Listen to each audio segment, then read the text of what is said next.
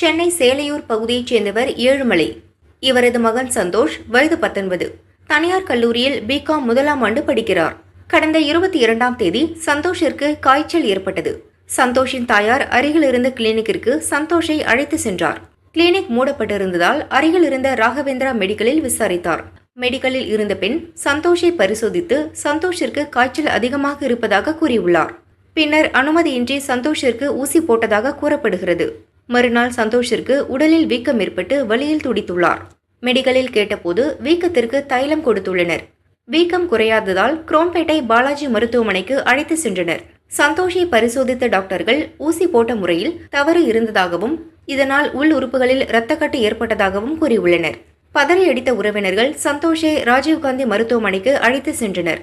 அங்கு சிகிச்சைக்காக அனுமதிக்கப்பட்ட சந்தோஷ் உடல்நிலை மோசமாகி நேற்று இறந்தார்.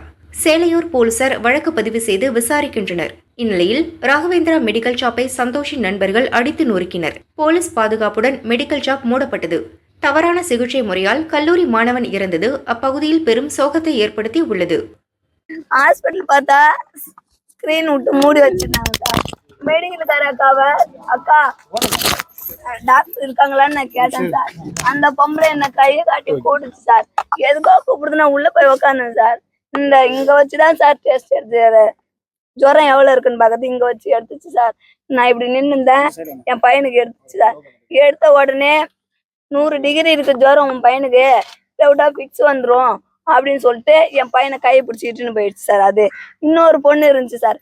அந்த பொண்ணு எனக்கு டெஸ்ட் வச்சு, ஏக்கா உனக்கு கம்மியாதான்க்கா இருக்கு ஜுரம் அப்படின்னு சொல்லி இதை எடுத்து அண்டாண்ட வச்சுட்டு அந்த பொண்ணுகிட்ட கொடுத்துட்டு நான் திரும்புறதுக்குள்ள 2 ஊசி போட்டுச்சு சார். அந்த பொம்பளை 2 ஊசியுமே ஒரே சைடு போட்டுச்சு சார். நான் பார்க்கவே இல்லை சார். என்ன ஊசி எடுத்து இது பண்ணுச்சா, மருந்து ஈத்துச்சா, ஈக்கலையா, எதுவுமே நான் பார்க்கவே இல்லை சார். ஏக்கா என் பையனுக்கு ஜுரம் அடிக்குது, ஊசி போடுங்க கொள்ளுங்க நான் போய் சொல்லவே கிடையாது.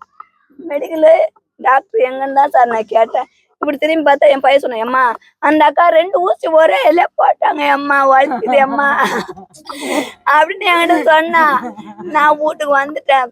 பில்லு போட்டு பில்லுன்னா எழுதவே இல்லை சார். அந்த முண்டை பில்லு எழுதவே இல்லை. எதுவுமே பேனா பேப்பர் யூஸ் பண்ணவே கிடையாது. அவ பேனா பேப்பர் யூஸ் பண்ணவே இல்லை. அந்த காலிக்கிட்ட மட்டும் போட்டான். 818 ரூபாய் ஆச்சு. அவ்வளவு வலி சார் பிள்ளைக்கு.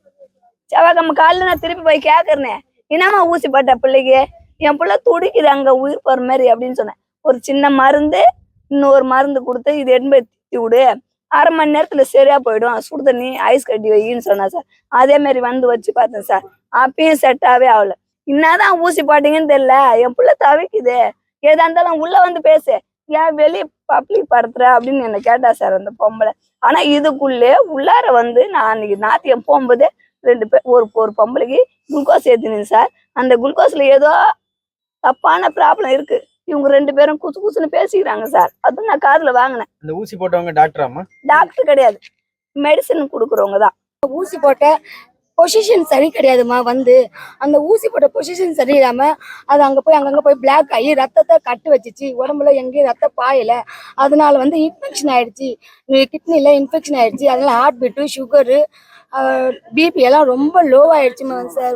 சொல்லிட்டாங்க இது இவ்வளவு பைசா ஆகும், எதுல ஆகும் எவ்வளவு ஆகும்னு தெரியாது, ஆனா உயிருக்கு உத்தரவாதம் கொடுக்க முடியாதுமா, எந்த நேரம் எப்படி வேணாலும் நடக்குமா. ஆமா, அவ்வளவு சொல்லும் போது பைசா இவ்வளவு 5 லட்சம் ரூபாய்க்கு மேல ஆக மாட்டாங்க. பைசா எவ்வளவு ஆனாலும் பரவாயில்ல, உயிருக்கு உத்தரவாதம் கொடுக்க முடியாதுமா. உடம்புல அங்கங்க ரத்தம் போய் கட்டிடுச்சு.